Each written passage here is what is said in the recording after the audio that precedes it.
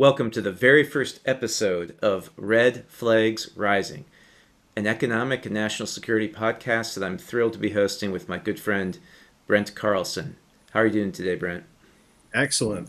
Thanks, Mike. The purpose of this pod is really to help trade compliance professionals, often sitting in large international companies dealing with not only economic sanctions, but export controls, outbound rules, inbound rules, CFIUS filings, and honestly, who knows what's going to come next. We're recording this pod on March 13th, 2025, and given how quickly things are changing, Brent, we should probably indicate the time. It is 2:30 p.m. U.S. Eastern. Absolutely. And part of the thing, too, is that, look, it's a Captain Obvious statement of the day to say that we live in a world of great uncertainty and everybody feels whipsawed day in, day out what's going on. What we want to do through this podcast is help with some insights, practical tips on what people can do to help navigate this area of uncertainty.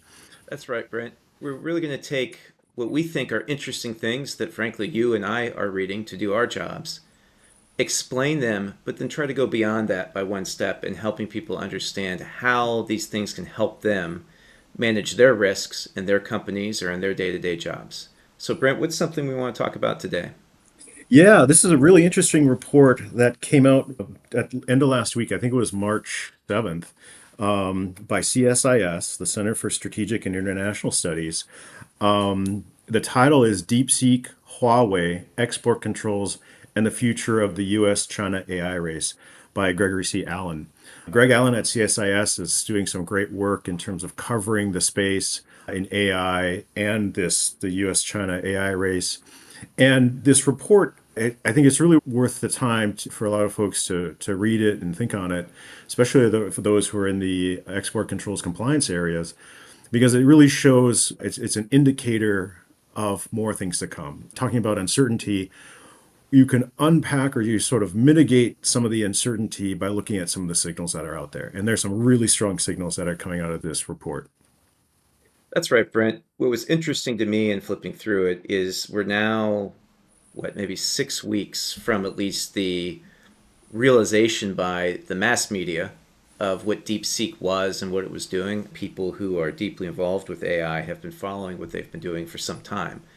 But on Inauguration Day, there's a big announcement of a new capability that they have.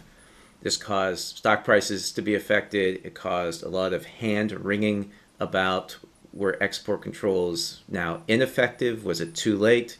Brent, maybe one place to start, because I'm sure our listeners are getting questions like this from other stakeholders in their organizations. Does it mean we should abandon export controls? And what did Greg Allen have to say about that? Oh, he had a great quote in here, a great comment where basically it's the worst policy that the United States could take in terms of export controls at this point would be to have restrictive rules, but not effective enforcement behind it. And another point that he makes in this report too is that which I think we happen to agree with, where it's exports controls. They don't shut everything down, but it gives time in this race to stay ahead and keep the innovation going. And that's really where it's at. Even on the China side that he mentioned on DeepSeek, they mentioned that export controls have been a bottleneck for them. The key point is that export controls are effective in the race, but now we need to step up the game. And one of the key messages in Greg Allen's CSIS report is that enforcement needs to step up, and it needs to step up for we've got reports of smuggling that are going into China, and then he talks about another issue with some equipment transfers domestically within the PRC as well. But the whole point here is that now is even a more important time for enforcement to step up. That reflects what we're seeing on the signals from various points within the U.S. government as well. Totally, Brent, to maybe walk back through all of that bit by bit and just really try to unpack it for people who are listening. The first quote you referenced, and for anyone who is interested in the report, we'll link it in our show notes. And it's in the middle of page 19 about the worst possible policy choice would be to have this aggressive regulation but with weak enforcement because the aggressive regulation imposes costs on U.S. companies. Many of our listeners probably know very well, all too well, firsthand the cost on U.S. companies, especially of the classic Friday evening new regulation or new ban that goes into effect and having to scramble all weekend when your company has things on the boat or on the plane about to go. But if you couple that with weak enforcement, you're not actually achieving the objectives. It runs the risk that adversarial countries just might see this as political window dressing. It's not the objective of national security policy to just impose the cost of someone using a smuggler or using a middleman or finding the best Hong Kong accountant. That's not the end result. And if companies are out there, especially when you read reports about some of the distributors or resellers who may have engaged in some legitimate trade, but that something fell off the boat on the way to the stated end destination, they may be taking a different view of that absent enforcement. It's very significant here that in the America First trade policy, Brent, that we've talked about and written about that was adopted on day zero of the new administration, the secretaries of state and commerce are instructed to report to the president their recommendations on two things, well, really many things, but relevant to this pod, two things. Where are the loopholes in U.S. export controls, and how do they plug those loopholes? How do they stop them? That report is due to the president on April 1st. Right. And one of the things that we've been talking about for a long time is the high probability standard. And that's going to be, we just did a webinar last week on March 5th where we had the graphic and we sort of used AI, but it's this high probability standard, which is the full definition of knowledge in the export administration regulations, is going to be able to cut through everything and make things extremely effective, both from the government side and also companies can use it to protect themselves. And why don't we kind of unpack that a little bit? Anyone who's been following us on LinkedIn or on our Fresh Looks landing page or in the NYU program on corporate compliance and enforcement blog will be maybe tired of us saying the words high probability, but we really do continue to believe that this is the future enforcement risk, but also compliance solution. This allows for both the government, but also compliance teams to make probabilistic determinations of risk based on guidance that the U.S. agencies have been more than happy to issue, especially in the last 2 years, but even going back beyond that. When the government is looking around to either relieve congressional pressure or to respond to the president's request in the America First trade policy to identify and plug loopholes, the high probability standard is sitting there. From the Permanent Subcommittee on Investigations report, from the BIS guidance on July 10th of 2024, and from the August 15th TE Connectivity $5.8 million penalty. So if you're wondering what should your management, what should your board be aware of as far as how is the administration going to increase enforcement's effectiveness, there's a very strong chance it's going to be by doubling down on this high probability standard. As we've talked about before, Brent, the Permanent Subcommittee on Investigations made the link and connected the dots between what that standard has done in the FCPA space, the U.S. Foreign Corrupt Practices Act space, where there were $30 billion in penalties over the last 20 years across over 700 investigations, and what it could do, but hasn't yet done, in the export control space. All that they have to do is flip the switch and start bringing enforcement actions based on that standard. At the same time, that does allow companies to make those same risk-based judgments internally as far as where do they direct limited resources, where do they direct your attention. And let's look at, at the end of the day, we're just people. We're not the intelligence community, we're not the police, we're not, for many of us, some of you maybe, but for a lot of us, we're not the banks either.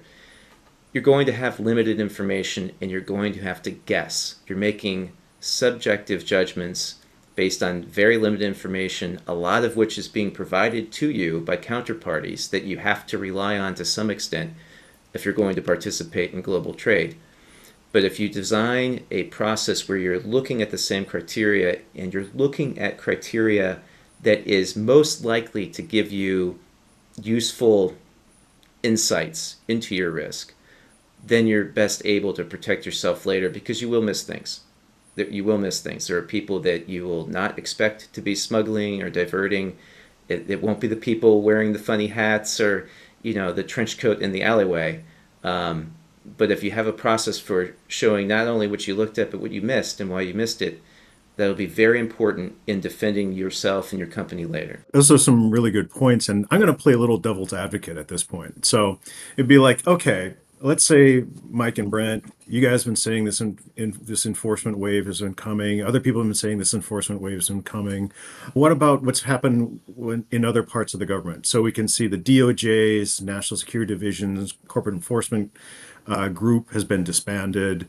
There is the executive order from President Trump pausing new FCPA enforcement. Come on, isn't this part of that whole package of stuff where the U.S. government is not gonna enforce? Certainly, there's a lot of questions about that and a lot of analysis of which agencies are affected and which are not. I think to some extent they've all been affected.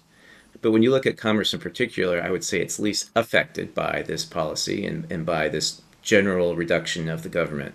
First, the Secretary of Commerce, Howard Lutnick, in his own confirmation hearing and in written responses to Congress, was very bullish on the use of export controls and the importance of enforcing them. He even talked about using tariffs as a way to backstop export controls. Second, if you look at the people who have been appointed to report to Secretary Lutnick, many of these people come from what would, I think, fairly be characterized as relatively hawkish backgrounds related to China. Coming back to Greg Allen's report, I think that's an important point that he makes, that just because we see a company in a country that we're trying to compete against make advancements that are unexpected, it doesn't mean the export controls have failed. The counterfactual is really, where would that company had been if there were no export controls, if it could freely acquire all of the chips it wanted. What's interesting, specifically regarding DeepSeek, they say money is never the issue. They have never had a concern about having enough money to buy the chips. It's been the export controls that have limited the ability for them to scale up their compute. Greg Allen's report makes an important point that we should judge it by where we think they would have been absent the controls. In the report, the choke point for the export controls is on the compute, the capacity for that, these data centers that are being built to do this, the chips that go into those, the equipment that goes into those. That's really where this is going to lie. You can see that's where the focus is going to be. AI is not only something that can help us do wonderful things in our daily lives and drive commercial benefits, like help us book plane tickets and hotels and all that sort of wonderful things, but it is also the future of military technologies, and that's unfolding in real time. So this is the ultimate dual use technology of the future, dual in both ways, both for civilian and military applications, and military intelligence applications. Secretary Lutnick, under his watch, I don't think he's going to tolerate an export controls 9/11 type moment here in this current environment. And I think that's very important to sort of to keep in mind. What then? Let's go back now. Let's turn into like what practical steps. Let's say we're in-house legal and compliance folks at a company. What should we be doing now to start getting ready? I mean, before what steps should we be taking? There are a lot of parallels we can draw to the U.S. Foreign Corrupt Practices Act. That experience over the last 2 decades offers a lot of practical tips for people dealing with the new FCPA. In that context, what triggered a high probability risk was essentially set by the government through the guidance that it issued and through the settled enforcement actions that it published. Because that set the tone and really the reference point, at least for whether the government was going to consider that same conduct in a future case to be worthy of an investigation, to be worthy of an inquiry, maybe in the context of export controls, worthy of a call from BIS or what starts as a friendly outreach visit. Those are super important for people to track and to be aware of and to think, is there something from that enforcement action that we're actually not managing well, or that we might have the same risk? For example, if there's a freight forwarder who's fined because they claimed they were the end user, it's important to listen to what the government is saying, and it's important then to demonstrate how, in your own assessment of risk and your own triage of what are always going to be finite resources and time, how are you incorporating those probabilities into your judgments? The best thing to do, I think, is to have an objective framework within which you're making those subjective decisions, that you're making subjective decisions based on a consistent set of criteria. Oftentimes people weigh those criteria, assign certain weights to them. That's not a science. It's an art to help you create a spread of relative risk that allows you then to slice the onion, so to speak. We have an article coming out soon about how the high probability standard is part of the glass onion of knowledge under the Export Administration regulations. How you slice it is a decision you can make, especially if you're doing this proactively and you're not subject to a monitorship, you're not subject to an active investigation. Those are the types of things that people need to sit down and think about. So you mean red flags? I do, Brent. Yes. And the red flags are rising That's for right. sure. If I may go back to the report and let's talk about just some examples here and examples where red flags, because I think there's sometimes we come across, we've seen it, where sometimes there's some confusion by folks in terms of the know your customer guidance and the diligence that required in the BS guidance. It says, well, there is no affirmative duty for exporters to inquire, verify, or otherwise go beyond the customer's representations. Right above that, it says, if there are no red flags. Right below that, it says, do not be self-blind and do not cut off the flow of information that comes to your firm in the normal course of business. It's important to keep that in mind. There's one example in this report that talks about equipment that was shifted. So there was certain semiconductor production manufacturing equipment that was sent to two different companies in China that then was later transferred to SMIC. And this is kind of called the Shanghai or Semiconductor Manufacturing International Corporation, which is an entity list company. It has connections with the Chinese military, so that's a higher risk item. But what I thought was interesting was that when in the report, just talking about, it says, according to sources, these two companies, they did not have sufficient customers providing demand for using all the equipment they had purchased. So some of it was never used operationally in their fabs. One of the things that kind of stands out for me, and looking at just it in going back and just looking at red flag indicators, is that one of the, and again, the red flags, that indicators that get put out in BIS guidance, they say they're non-exhaustive, but one classic example is routine installation, training, or maintenance services are declined by the customer. So why would somebody be buying something at one particular point in time and not using it? I mean, these are capital intensive projects, and you're losing money if it's not deployed as soon as possible. That's an interesting question. Now, we don't have all the facts and circumstances behind those transactions in here, but that's just an example where that could be, the government could come back and look at those as red flags of what was known and knowable within the companies that sold these items to these Chinese companies.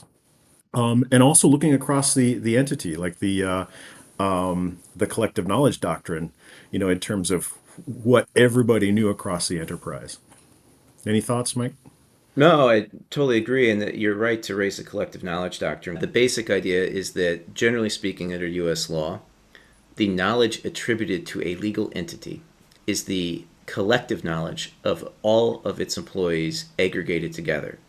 It's not just knowledge about what's sitting in the trade compliance files. It includes knowledge about what the sales team has, knowledge about what the delivery team has, knowledge about logistics, tax, everybody.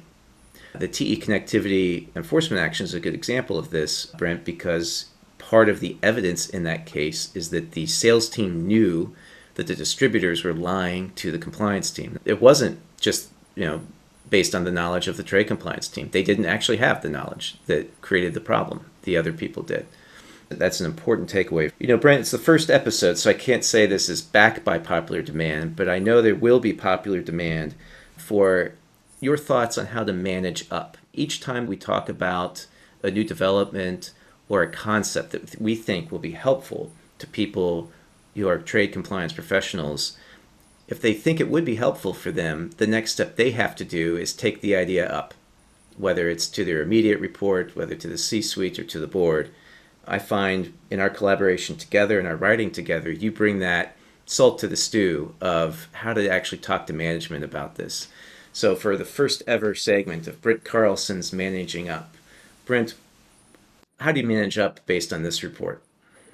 Well, first of all, I'd like to, it's the saying that comes to mind in this is the tailor wears poor clothes. And the first part I have I how can I say this in the right way? I've never been fully successful in managing up. That said, we always have to do our best and We speak. do. You have to speak the truth. But another way to also kind of look at it is the when I say the tailor wears poor clothes, I learned this from a construction contractor friend of mine who mentioned it. And sometimes you have like the carpenter lives in the excellent carpenter may live in a shack. And I think when I think about it from the compliance perspective, is that sometimes we may be so close to things that we may miss key items hidden in plain sight. Sometimes an outsider's perspective can be helpful to help point those things out. They can come in and just go, look, here are one, two, three things that you can look at. That's one thing I would recommend, or something just to think about for in-house legal and compliance folks to bring in an outside fresh perspective. It doesn't have to, this is not a big Hollywood production. This is just like, just start to compare notes.